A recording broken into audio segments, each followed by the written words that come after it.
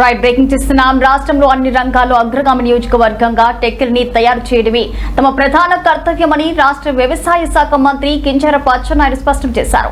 ఆయన శ్రీకాకుళం జిల్లా టెక్కలి నియోజకవర్గంలో విస్తృతంగా పర్యటించారు.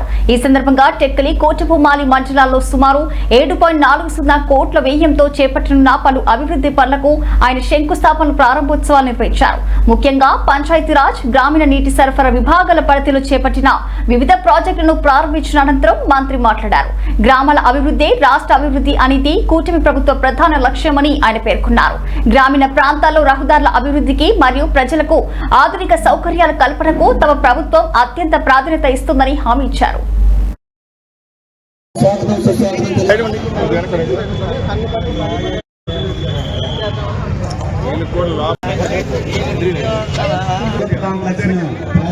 జరుగుతుంది కావున ఈ యొక్క ప్రారంభోత్సవానికి అంబేద్కర్ జంక్షన్ లోను మరియు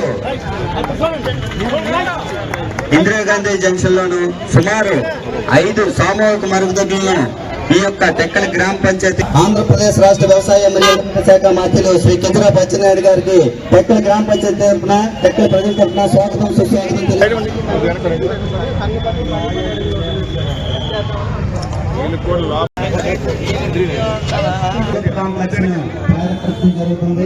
కావున ఈ యొక్క ప్రారంభోత్సవానికి